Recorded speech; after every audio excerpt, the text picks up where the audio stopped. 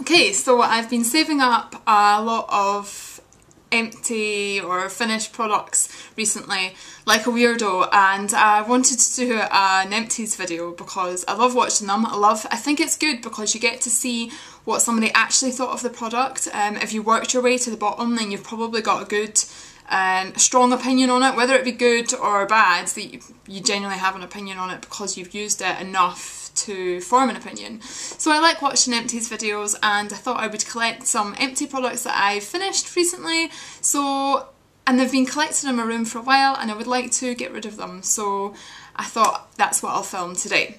So moving on then with the first product, and the first product is Batiste Dry Shampoo with a hint of colour, and you're thinking that says a hint of colour, dark and deep brown. Well, it does. I had dark hair for a long time and I must have stocked up on this when I had it, but I now have blonde hair with a little dark, my roots are a little bit darker, my hair's a little bit lighter at the bottom, so I have been using this in my roots. It's handy for me, and it's pretty much dry shampoo is pretty much a staple.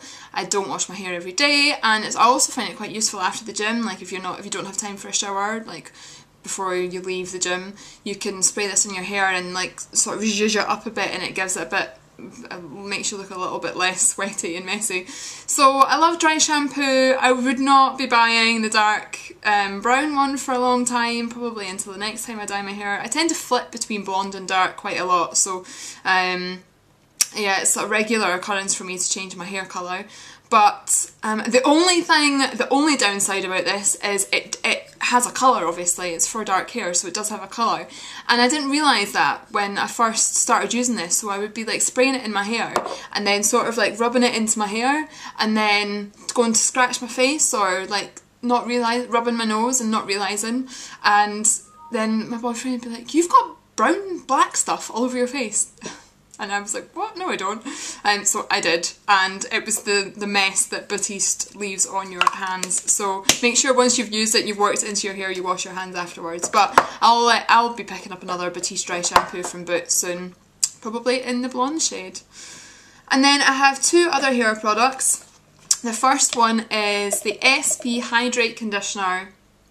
Effectively moisturises dry hair. I bought this when I got my hair coloured, and it is a great conditioner. I love this. It does leave your hair really moisturised, and it's quite a thick consistency, smells lovely, quite expensive, and it is sort of like a salon professional product, but I would definitely buy this again. And actually the SP Hydrate range is great, and it is one of the ones that I tend to buy when I get my hair done. I tend to treat myself to like a really nice shampoo and conditioner, mainly because the hairdresser upsells it very well. But it's nice to have a nice conditioner and shampoo when you've had your hair coloured or cut. So I love this conditioner, I will buy it again. And then the other conditioner that I finished, which in my personal opinion was pretty rubbish, was the Kerastase Cristaliste. It's the pink range for the Kerastase. Now Kerastase is a brilliant brand, and they do a repair mask. It's in a white tub with an orange lid. I can't remember what it's called at this point in time, but that's one of my favourite hair masks of all time, and I thought this would be brilliant as well. It's supposed to be like a more shiny, glossy finish on your hair. That's the Cristaliste range, that's what it's supposed to do. It didn't do anything for me as a conditioner. It was too thin, but it wasn't rich enough, didn't give enough hydration, and don't rate this at all. So I won't be buying that again. It was rubbish. And then on to a few body products. I've got a few here. The first one is the Korres Watermelon Body Scrub.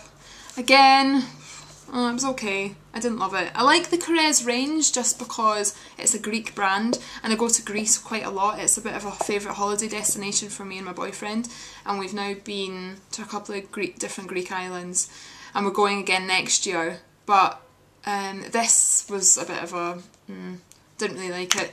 I like sugar body scrubs. I like something that's really thick and sugary and quite exfoliating, and this was really creamy with black sort of particles in it, and it leaves a mess in your shower. I didn't really feel that it scrubbed that well. I didn't really feel that it moisturised that well.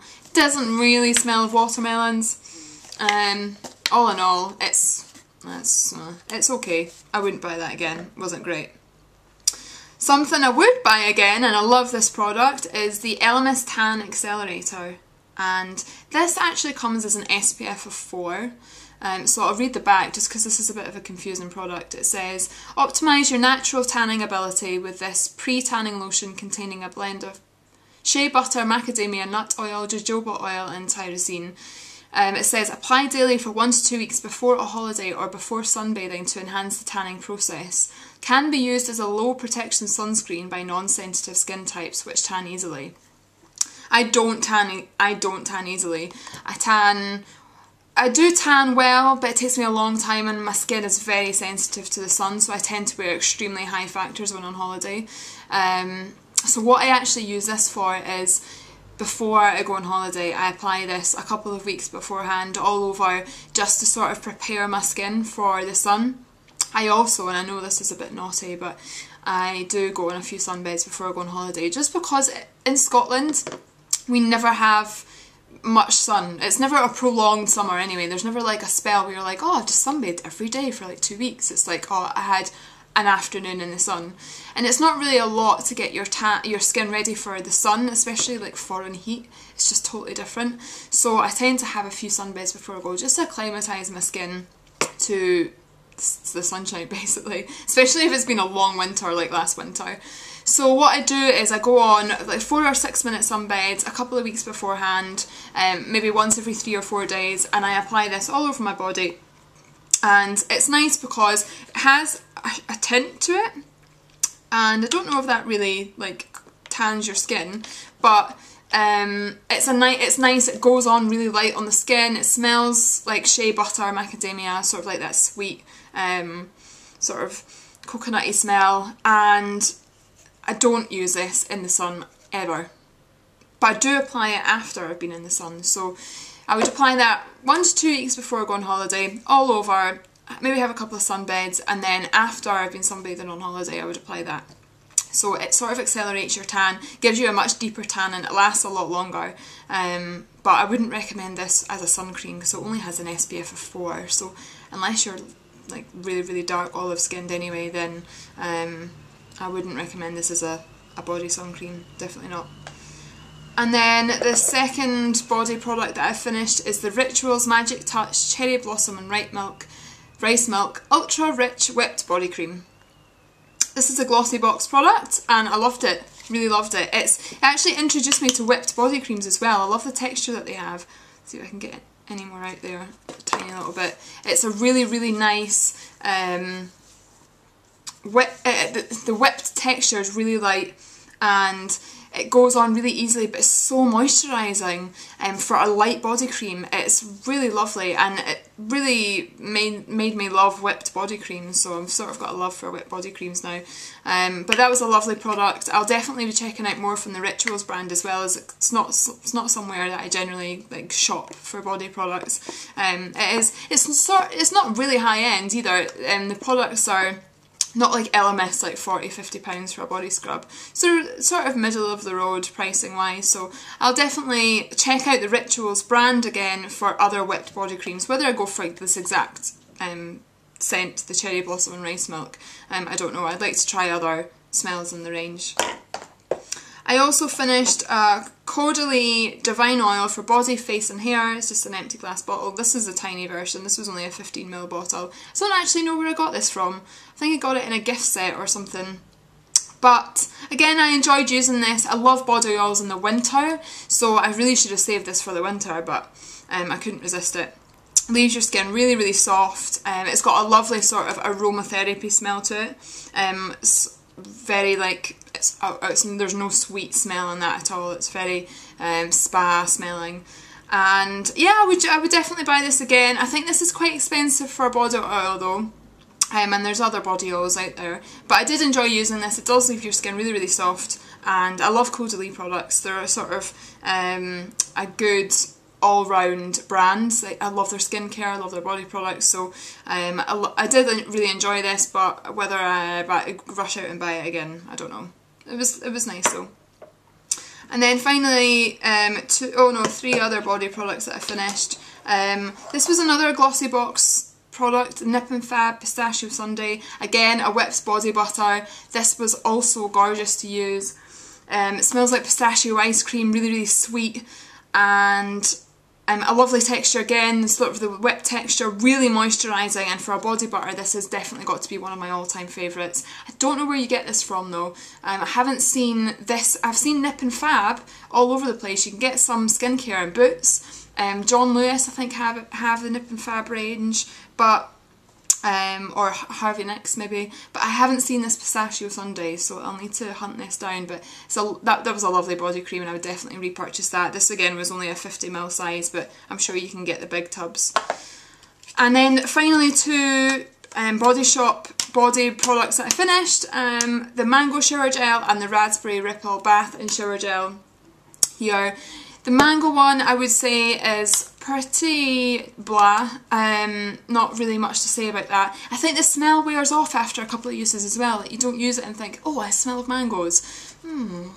Especially if you take it on a holiday, it's not like a, oh, this smells so good product.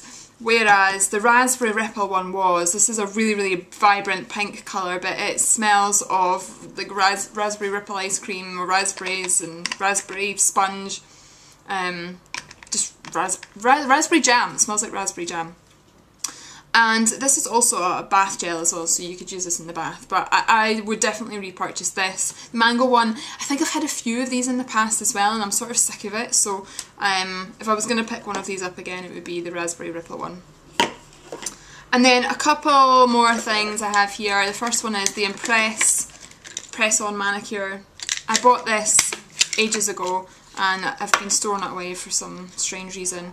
Comes in a little sort of nail varnish tub sort of thing like that, and then you get all the false nails inside. They're self-adhesive, so you don't have to worry about nail glue or anything. You just peel off the clear strip and then stick it on your nail. I got like a bright sort of stripy colour with love hearts on it.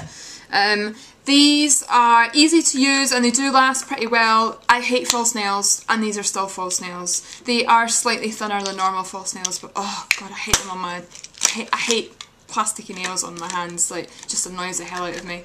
I like to be able to manually do chores and peel packaging apart and not have to worry about nails, and I find false nails in general really irritating. But if I was going to wear them, I would probably wear the Impress ones because they're self-adhesive and they are thinner, so they do sort of curve to your nails more, but false nails, not for me at all. Finished two eyebrow products, two MAC eyebrow pencils.